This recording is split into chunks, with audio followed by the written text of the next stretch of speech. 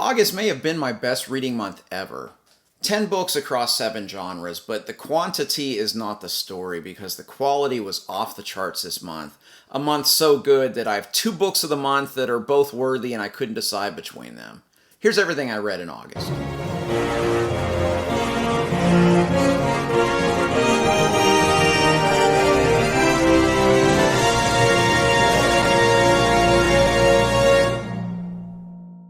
August was amazing. 10 books. My average rating was like 4.7 or 4.8, something like that. Just one great read after another. So let's get started. I do have chapters below if you want to skip around by genre, but look at those last 2 books of the month. They are both strong contenders for my book of the year. Let's start with a memoir by Quincy Jones called 12 Notes on Life and Creativity. So Quincy Jones is a name that I first learned when listening to one of my favorite jazz recordings. One of my favorite jazz recordings is Frank Sinatra live at the Sands with the Count Basie Orchestra. If you haven't listened to it, it's amazing. It's peak Frank with one of the best big bands ever, playing some of the best charts ever, and Quincy Jones wrote pretty much all of the arrangements for that album. And Frank brings him out on stage, and it's part of the recording where he talks about this young, brilliant mind in the composing and arranging business, Quincy Jones. So Quincy Jones, as a creative, had just an amazing career in a lot of different ways. He was very much a chameleon, went through a lot of different phases of his life. He started as a jazz trumpet player, and then he was a band leader, then more of a composer and arranger. He studied with Nadia Boulanger in Paris. I mean, he was a film score composer. He was a record producer. He produced some things like some big records like Michael Jackson's Thriller. You might have heard of that one. And just his entire life, he just kept finding more creative pursuits in a lot of different areas. And I find that quite inspiring that he was able to just kind of find the new thing that got his creative juices flowing. And he wrote this when he was in his 80s, and he passed away a couple years ago. So I'm glad that we have this and his full biography as just kind of a testament to his life. But this was a really great book. I really liked the structure of this book. 12 notes. Each chapter is a note. So note A sharp, note B, and things like that. And he takes kind of the theme of what he wants to talk about in each of these 12 chapters, and he shows you different parts of his creative journey in his life. Some of the triumphs, some of the tragedies, some of the great things, some of the not so great things that were part of his life and part of his creative journey. Every time I start a new school year as a music educator, I try to read something that I think will inspire me and get my own creative juices flowing, and this was a perfect read for me. So I highly recommend, if any of that sounds interesting to you, Quincy Jones' 12 Notes is a really fantastic memoir that was just one of these great reads that I read in August. I'm going to talk next about The Proud Tower by Barbara Tuchman. So about a decade ago, a good friend of mine who is extremely well read in both fiction, nonfiction, just all across the board, was telling me about Barbara Tuchman.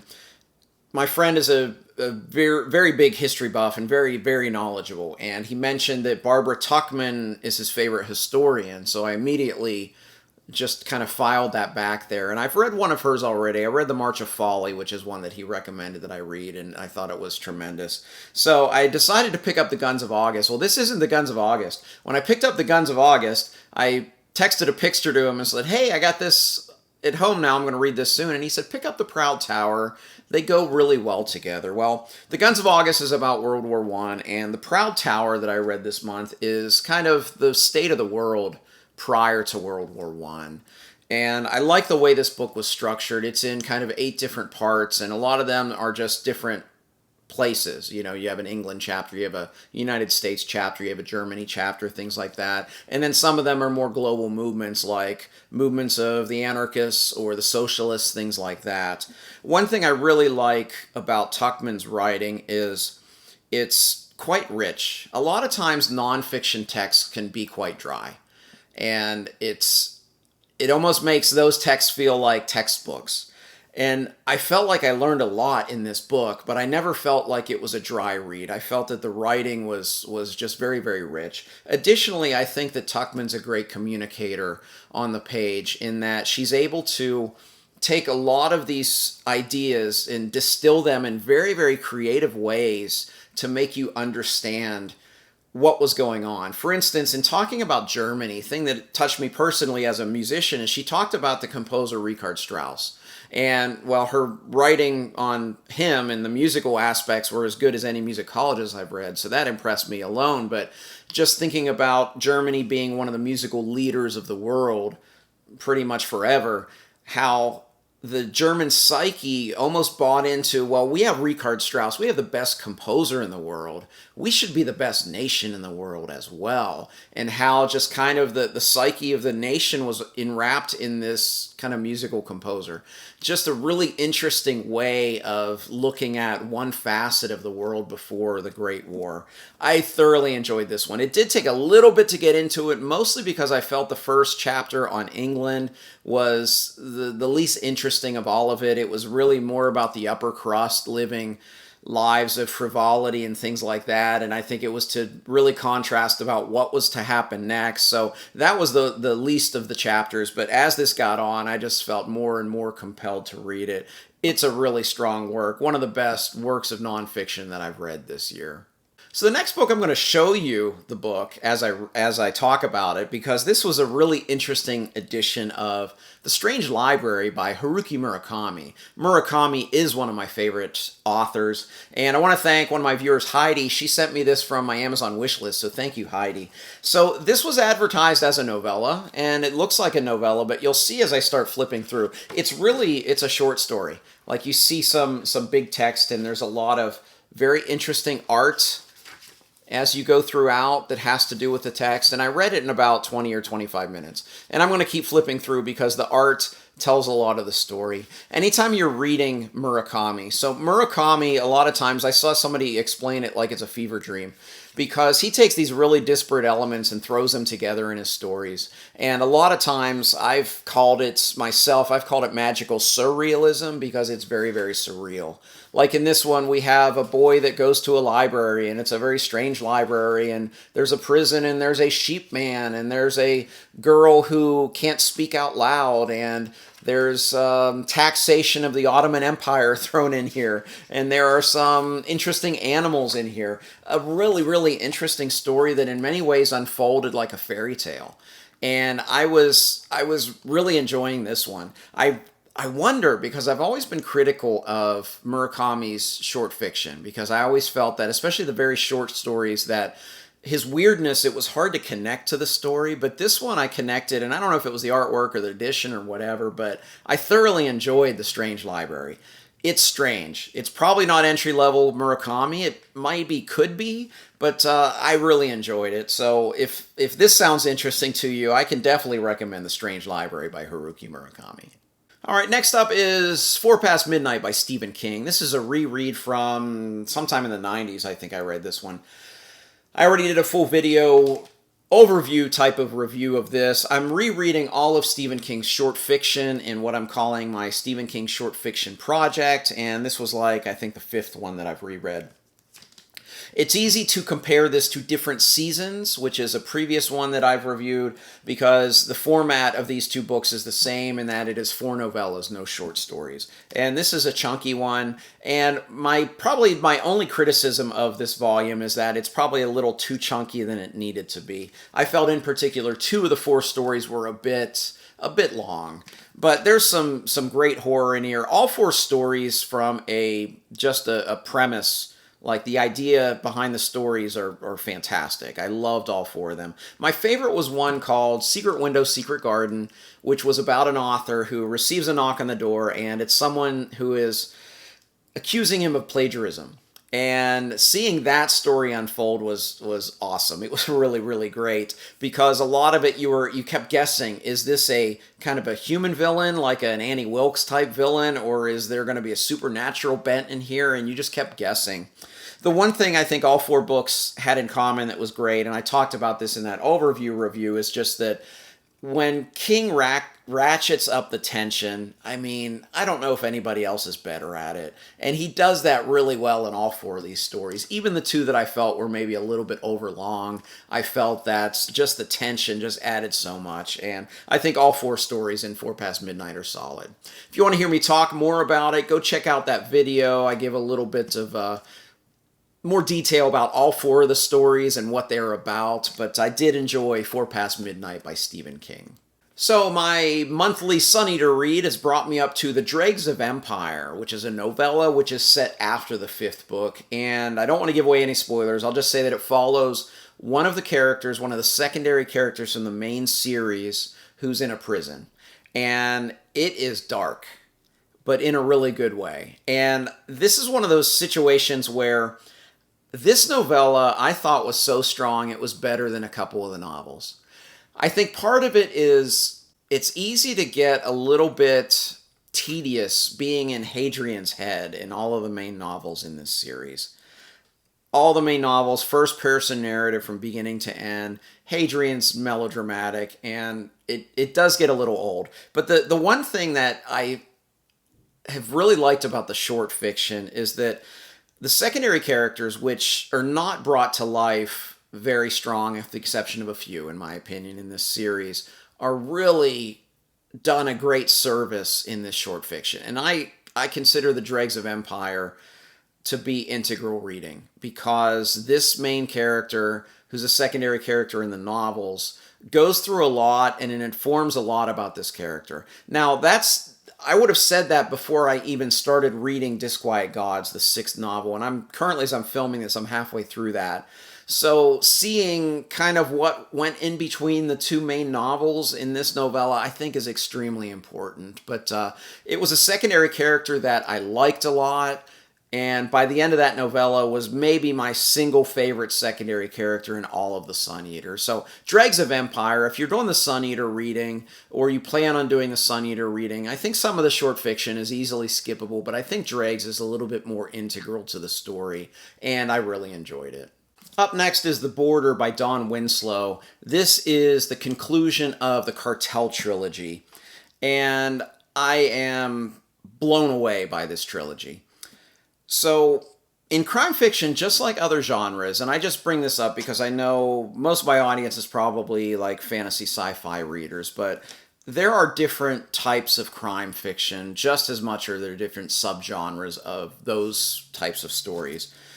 The Border and the Cartel trilogy, I would almost consider it akin to epic fantasy, because this is detailed, realistic, far-sprawling type of crime fiction. And in The Border, we get our main character, who we've had in the past two, is now kind of given the reins of the DEA and trying to fight this drug cartels that are pumping drugs into the streets in America. But he looks at it almost from the lens as this is America's problem, not Mexico's problem, because all of the things that are causing people to gravitate towards drugs is a bigger issue than the drugs coming in themselves. And the detail in these three books is remarkable. The parallel I keep bringing up in my head is to parallel to a fantasy story that is the Malazan Book of the Fallen, because I feel that's what these three books do. The level of world building and the level of realism, this makes it feel like it is 100% real. And this one, in many ways, might be the darkest of the three stories. And all three stories have had some really, really dark things in the story. And I felt this one might have been the most. At the very end, I almost thought, like, man, this is nihilistic. And I know a lot of it, the kind of real world political turmoil going on in the United States right now lent into Winslow's storytelling in here, but it added that bit of realism. And these are not books. My big conclusion is these are not books. If you want a happy ending, avoid this series at all costs, because it does feel nihilistic in many ways, but I dare say it feels realistic. And there are aspects of this story where I was reading it and I just felt as hopeless as I do sometimes when I see some of the things going on politically in our country. So this hit hard. Now, of the three stories, I think it's like very minutely the lesser of the three. To use the analogy I used last month, I said if Power of the Dog is 97 out of 100. Cartel is 96. This is 95. It's not much lesser. I do feel in many ways Power of the Dog is the most superior of the three because it's a smaller story and you get a little bit more depth with some of the secondary characters. But the story just kept growing, and this is how it had to be told. But utterly blown away by this series. I'll be reading a lot more Don Winslow. I know his oeuvre is very, very vast within crime fiction as well. But I'll definitely be reading more Don Winslow. I have some scheduled next year, a buddy read that I'll reveal at some point, but I'm definitely going to continue Don Winslow as kind of a priority author for me going forward. Up next, let's talk about Ghost Story by Jim Butcher. This is the 13th book in the Dresden Files. Yeah, it's hard to believe I'm this far into this series, but this is such a remarkable book, and it's so different, and it was so needed. So the 12th book, like, a lot of big things happen. That book was called Changes, and a lot of things happen in that book. And huge, like, secondary characters everywhere, big story, big stakes, and this was a much smaller story. It still had big stakes, but it was almost like a needed, almost like, okay, let's step back and take a breath after all the big things that happened in Changes. And I think that's one reason why I think some people don't rank this one as high as some of the others, but I feel that I'm truly at peak Dresden right now, because there's nothing about this book that I didn't think was a 5-star read and didn't think was impeccable. Continue to love how the characters continue to grow, how the stakes continue to rise, and in here the secondary characters really informed so much about what is important about the center of this story. And I love in this one that Harry is kind of experiencing a different stage of life. I'm being vague with that. If you know, you know. And seeing that he can't do everything that he's been able to do up to this point, I thought was just a kind of a breath of fresh air.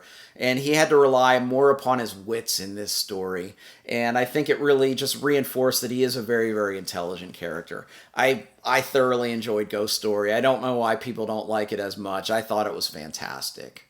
So I continued the Drenai saga last month with The Legend of Deathwalker. This is I don't know which book in the Drenai saga. I think it's 7. And this is the third one that features Druss the Legend. So Legend is the first one with Druss, and then The Chronicles of Druss the Legend is a prequel, and then this one, The Legend of Deathwalker, is another prequel that kind of is a sequel to The Chronicles of Druss the Legend. I think the Druss the Legend books, the last two, I think have been a little dip in quality in this series overall. I felt that, like, the Waylander books have been so good, and these have been a decided step back, even though Druss is such an amazing character. Truly a generational type of character in my mind. I really love the character of Druss. But the one thing I felt in this one, for the first time in the series, is something I felt has been a strength of Gemmell's every book until this one, is that I felt that the storytelling was real tight.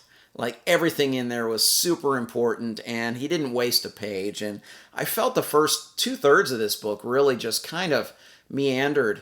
And I think a big reason was, you see at the end, he had a lot of puzzle pieces that he was trying to put together. And in doing that, it spread the story real wide. So it's one of those, I think he tried to do a little too much in this story, and maybe it would have been better served to be a much longer story, or to take some of those elements out of it.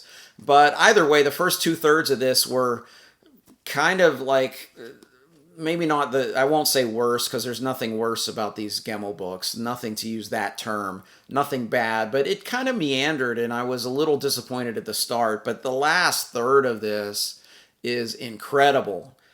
Maybe the strongest ending of all of the Drenai books. So kind of a mixed bag, but I'm still, like, overly positive about the story. I'm still very positive about this book, even though the first half, wasn't quite as tight a narrative as Gemmell normally produces in this series. But either way, I can't wait to continue the Drenai series. I just work these in whenever I just feel a little bit of a taste for some heroic fantasy, and I still feel Gemmell is extremely consistent, and I'll continue reading these books, and I did enjoy The Legend of Deathwalker.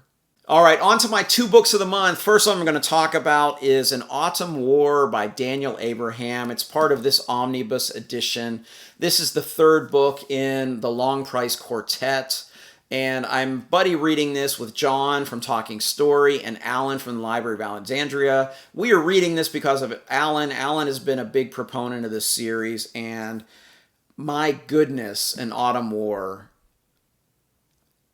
is one of those books. So one of my favorite things in reading is when an author is good enough to produce in me a visceral reaction.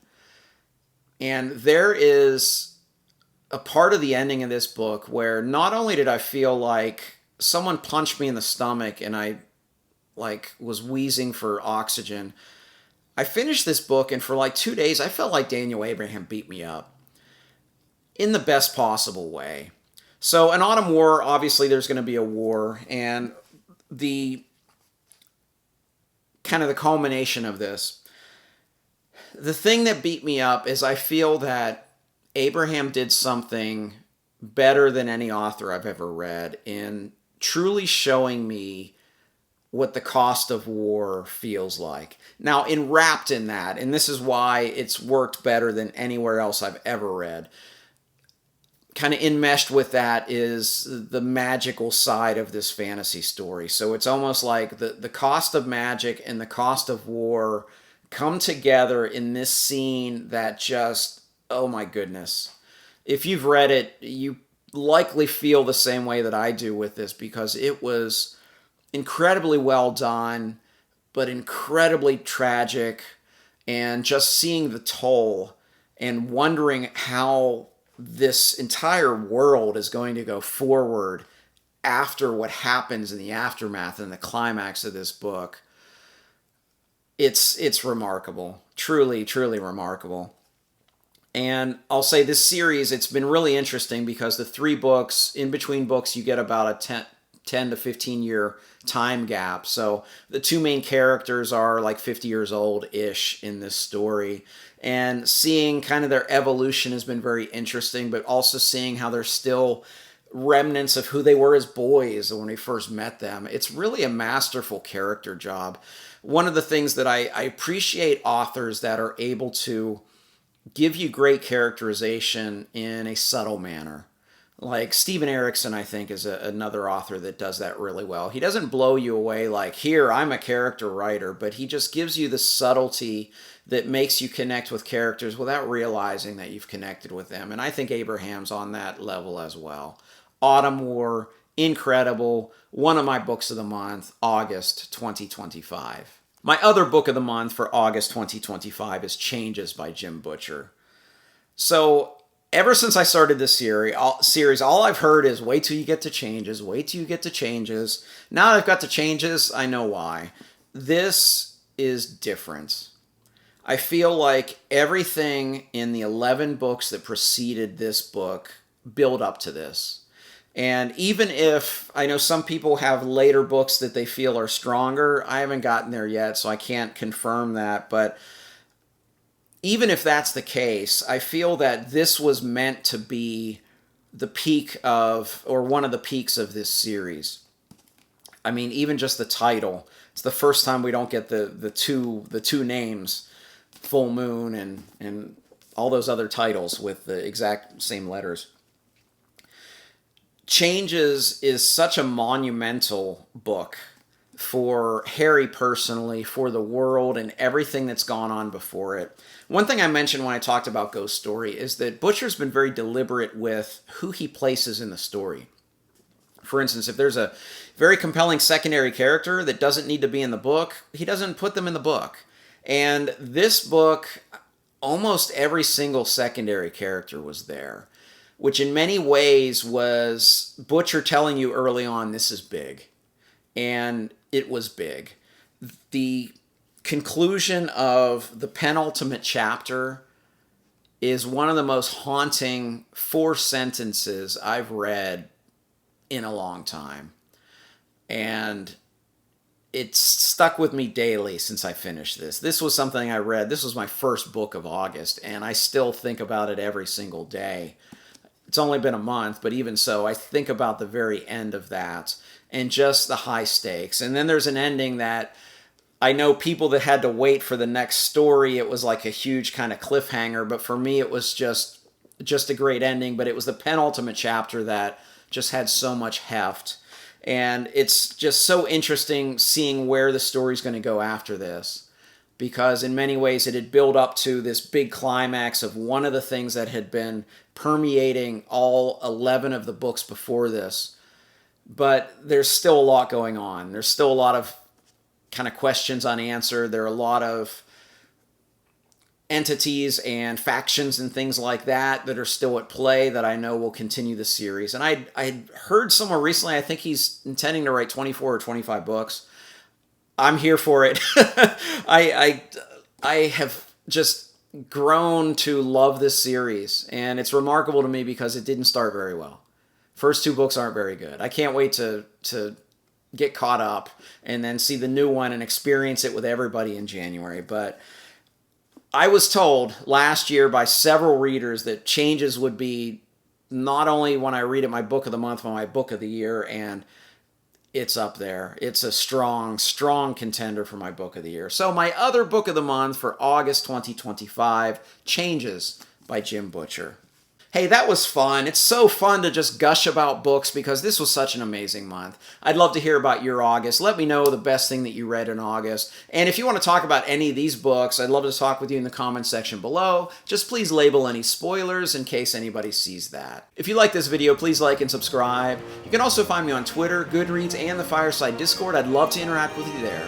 As always, thank you for watching. Till next time, goodbye.